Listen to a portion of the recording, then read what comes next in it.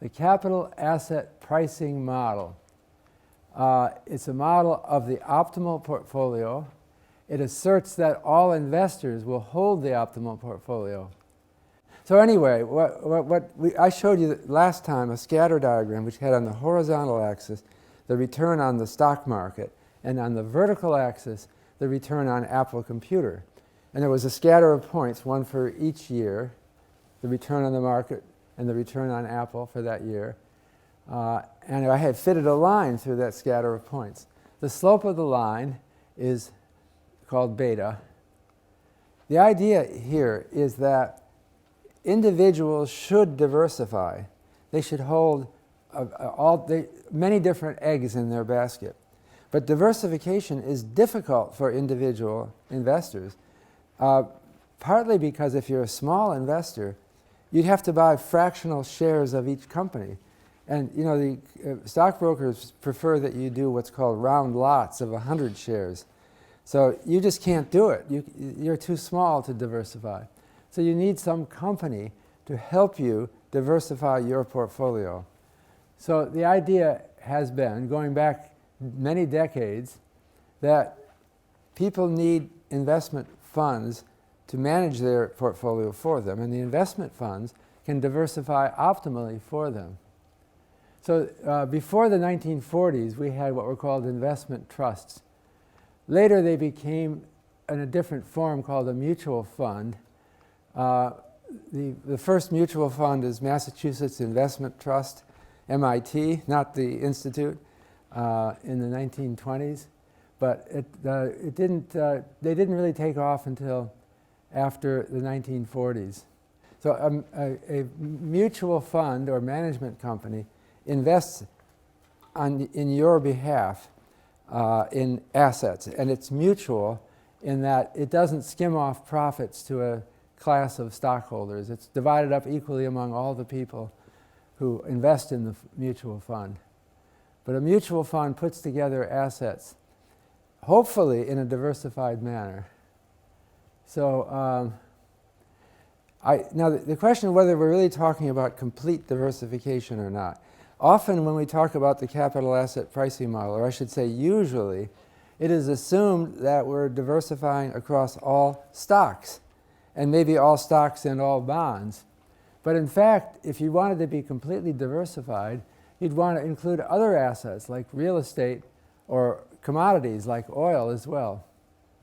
I put this up because I had to take an exam to get licensed as a stockbroker at one point in my career because I had a company, and it turned out I had to be licensed. So I took the exam to become a stockbroker. I never was a stockbroker in my life. And the exam study materials, this is a Series 7 exam that some of you might end up taking if you go into finance. They talked about classifying all the different investments that someone might make in terms of risk. So there's low risk, moderate risk, high risk, and speculative. Now they have an image of mountain climbers climbing to the top. Now they didn't say what, I had to memorize this for the exam. Something didn't bother me about it though. They didn't say what you do with this picture of a pyramid. So it sounds like, looking at the picture, like we are supposed to be climbing up to the most speculative investments. I don't know. But what I thought is, there's nothing wrong with this diagram, but somehow it's misleading. What CAPM says, doesn't matter what your risk is, you want to hold all of these. It'll average out to be the best for you. So speculative, art, gems, precious metals, options, commodities, venture capital, I want all of them, okay? Do you want these too? Yes, I want all of them. It's very simple. It's not like going to a candy store. You probably just buy one piece of candy. You walk into the candy store and say, give me one of everything. That's what you should do.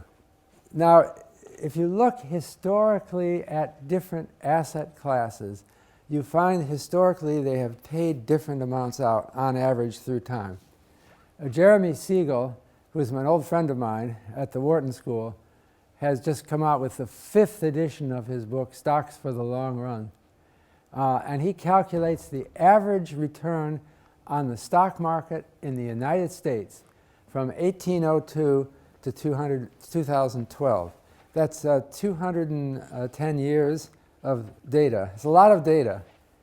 And he finds that correcting for inflation, the real inflation-corrected return on average for those 200 years was 6.6% a year. On the other hand, the geometric average real short-term government return was only 2.7%. So that the equity premium, equity means stocks. The premium of stocks over short-term saving vehicles on average for 200 years was 3.9%. So then he poses it as a puzzle in the beginning of his book. How can that be? That's 200 years is a long time. I'm thinking everyone, this is your first thought, should invest in the stock market. Why does anyone invest in short-term governments? So this is called the equity premium puzzle. How can it be that one investment has done so much better overall for 200 years compared to another? And that's what we're going to try to understand with the capital asset pricing model here. It's not just for the US, but not as dramatically. Will Getzman said that to some extent the US equity premium is a problem of, reflects a selection bias problem. The United States is the most successful capitalist country in the world, you might argue. I mean, someone might try to argue otherwise, but if we're not, we're pretty close to it. So looking at the success of stock market investments in the United States is misleading. So you might say, let's look at another country. How about Russia? All right. Well, let's think. Whatever happened in Russia, if we're taking it along from 1802? You know, I kind of remember there was something called the Bolshevik Revolution. So basically, it was wiped out. You didn't get anything. So they're not uniformly a good example. But at least in the US, it seems like, now we may be making a fallacy in assuming that this is God's law, that stocks outperform other investments, but it seems like they have been.